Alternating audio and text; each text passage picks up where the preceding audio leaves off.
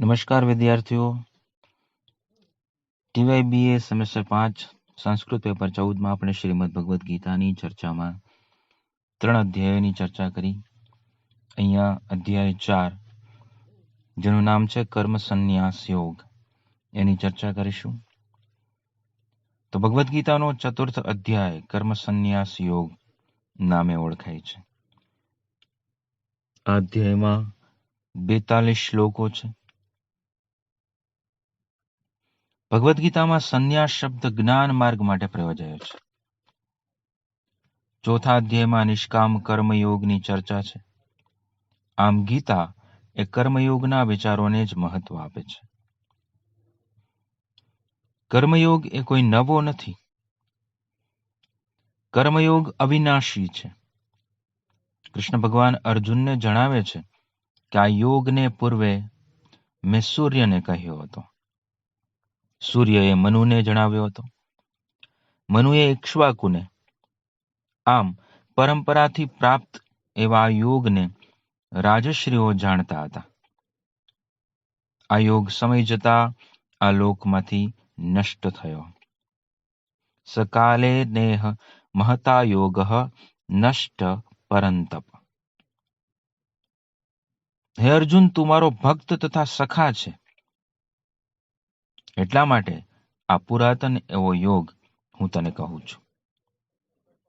આ એક ઉત્તમ રહસ્ય છે. અર્જુન ભગવાન શ્રી કૃષ્ણને પૂછે છે કે ભગવાન, તમે એવું કહ્યું કે આ યોગ મેં પૂર્વે સૂર્યને કહ્યો હતો. તો સૂર્યનો જન્મ તો ઘણા સમય પહેલા થયો છે અને આપનો જન્મ તો હમણાં જ થયો છે. તો આપે સૂર્યને કેવી રીતે આ યોગ શીખવ્યો હતો?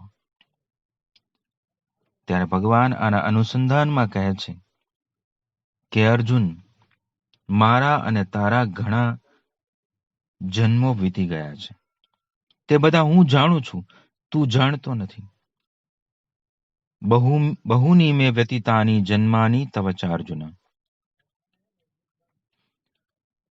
હું અજ એટલે અજન્મા, અવિનાશી, સર્વ પ્રાણીઓનો ઈશ્વર હોવા છતાં પ્રકૃતિનો અધિષ્ઠાતા બની અને મારી માયા વડે હું આ સંસારમાં, આ પૃથ્વી ઉપર અવતાર ધારણ કરું છું. જ્યારે આતતાઈઓ અત્યાચારની ચરમસીમાએ પહોંચે છે, ત્યારે હું એમનો નાશ કરવા માટે આ પૃથ્વી ઉપર અવતરિત થઉં છું. યદા યદા હિ ધર્મસ્ય ગ્લાનિર્ભવતિ ભારત અભ્યુત્થાનમ અધર્મસ્ય તદાત્માનમ સૃજામ્યહમ. પરિત્રાણાય સાધૂનાં વિનાશાય ચ દુષ્કૃતામ ધર્મ સંસ્થાપનાર્થાય સંભવામિ યુગે યુગે. ભગવાન કહે છે કે એમના રાગ, ભય, ક્રોધ જતા રહે છે. જેઓ મારા મય થયા છે, જેઓ જ્ઞાનરૂપી તપથી પવિત્ર થયા છે, તેવા ઘણા લોકો મારા સ્વરૂપને પામ્યા છે.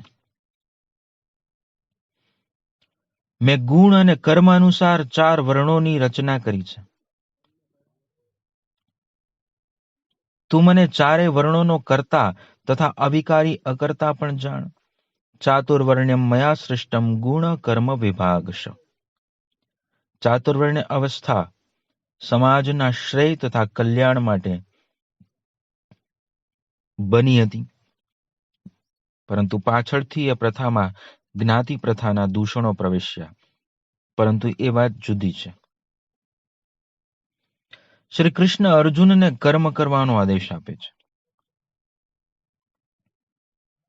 શ્રી કૃષ્ણએ અર્જુનને કહ્યું કે મને કર્મ લેપતા નથી, મને કર્મના ફળની સ્પૃહા પણ નથી. આ રીતે જે મને ઓળખે છે તે કર્મ વડે બંધાતો નથી. હે અર્જુન, પૂર્વે મુમુક્ષોએ એટલે કે મોક્ષની ઈચ્છાવાળાઓએ પણ કર્મ કર્યા છે, તે રીતે તું પણ નિષ્કામ ભાવે કર્મ કર.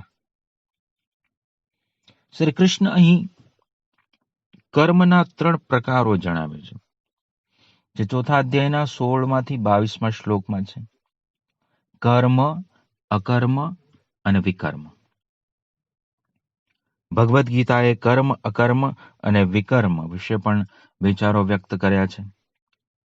કર્મની ગતિ બહુ ગહન છે, તેથી કર્મ, અકર્મ તથા વિકર્મને જાણવું જરૂરી છે. ઘણા બધા ભાષ્યકારો તથા ટીકાકારો અને આધુનિક વિદ્વાનોએ આ ત્રણેય શબ્દોને અલગ અલગ રીતે સમજાવ્યા છે. ગીતા ગૂઢ માર્મિક ભાષામાં કહે છે કે જે કર્મમાં અકર્મને તથા અકર્મમાં કર્મને જુએ છે તે બુદ્ધિમાન તથા સર્વ કર્મ કરનાર યોગયુક્ત છે. તો કર્મ, અકર્મ, વિકર્મ શું છે? તો સામાન્ય રીતે જો એને સમજીએ તો કર્મ એટલે શાસ્ત્ર વિહિત કર્મ. શાસ્ત્રોમાં કહ્યું છે કે આમ કર, જે કરવા જેવા કર્મો છે તે. જ્યારે વિકર્મ એટલે શાસ્ત્ર નિષિદ્ધ કર્મો. શાસ્ત્રોએ જે કર્મ કરવાની ના પાડી છે એવા કર્મોને વિકર્મ કહે છે. જ્યારે સંપૂર્ણ કર્મનો અભાવ એટલે કે કર્મ કરવું જ નહીં, તેને અકર્મ એવો અર્થ સમજી શકાય. શ્રી કૃષ્ણએ અહીંયા અર્જુનને વિવિધ યજ્ઞો તથા યજ્ઞની વિશદ સમજણ પણ આપી છે, જે શ્લોક નંબર 27 થી 33 છે. યજ્ઞ કરનાર માણસના બધા જ કર્મો નાશ પામે છે. જે કર્મના ફળની આસક્તિ ત્યજીને કાર્ય કરે છે તે સર્વદા સંતુષ્ટ તથા કર્મમાં પ્રવૃત્ત હોવા છતાં કંઈ કરતો નથી. આશા વગરનો પોતાના ચિત્તને વશ કરનારો સર્વ પરિગ્રહી આસક્તિથી મુક્ત એવો મનુષ્ય કર્મ કરે તો પણ તેને પાપ લાગતા નથી. જેની આસક્તિ જતી રહી છે તેવો મનુષ્ય યજ્ઞ માટે સર્વ કર્મ કરીને પણ કર્મનો નાશ કરે છે. ભગવદ્ ગીતાએ યજ્ઞ વિશેની ફિલોસોફી રજૂ કરતા કહ્યું છે કે બ્રહ્માર્પણમ બ્રહ્મ હવિર બ્રહ્માગ્નો બ્રહ્મણાહુતમ બ્રહ્મૈવ તેન ગંતવ્ય બ્રહ્મ કર્મ સમાધિના. અર્થાત અર્પણ બ્રહ્મ સ્વરૂપ છે. બ્રહ્મરૂપી હવિને બ્રહ્મરૂપ અગ્નિમાં બ્રહ્મ હોમેલું છે. બ્રહ્મરૂપ કર્મમાં જેની એકાગ્રતા થઈ, એટલે કે બ્રહ્મ જ સર્વ કર્મ રૂપે છે એવી બુદ્ધિ પ્રાપ્ત થઈ છે, તેને બ્રહ્મ જ પ્રાપ્ત કરવાનું છે. કેટલાક યોગીઓ દેવયજ્ઞને ઉપાસે છે, કેટલાક બ્રહ્મરૂપ અગ્નિમાં યજ્ઞ વડે જ યજ્ઞનું યજન કરે છે. કેટલાક ઇન્દ્રિયોને સંયમરૂપી અગ્નિમાં હોમે છે. કેટલાક શબ્દ વગેરે વિષયોને ઇન્દ્રિયોરૂપ અગ્નિમાં હોમે છે. અન્ય વળી ઇન્દ્રિયોના કર્મને તથા પ્રાણના કર્મને જ્ઞાન વડે પ્રદીપ્ત થયેલ આત્મસંયમરૂપી યોગાગ્નિમાં હોમે છે. બીજા વળી સંયમી એવા યોગીઓ દ્રવ્ય યજ્ઞ કરનારા, તપરૂપી યજ્ઞ કરનારા, યોગ યજ્ઞ કરનારા તથા સ્વાધ્યાય અને જ્ઞાન યજ્ઞ કરનારા હોય છે. આ બધા યજ્ઞને જાણનારા ના પાપનો નાશ થાય છે. અહીં વૈદિક યજ્ઞને ભગવદ્ ગીતાએ ખૂબ વિશાળ ફલકમાં મૂકી દીધેલ છે. સમર્પણ કે ત્યાગ કે પોતે ઘસાઈને બીજા માટે કશું કરી છૂટવું એટલે યજ્ઞ. શ્લોક 34 થી 39 જ્ઞાનની શ્રેષ્ઠતા જણાવી છે. આ રીતે જ્ઞાન યજ્ઞમાં અન્ય સર્વ યજ્ઞો આવી જાય છે, એમાં સમાઈ જાય છે. જ્ઞાન યજ્ઞ અન્ય યજ્ઞોથી ઉત્તમ છે.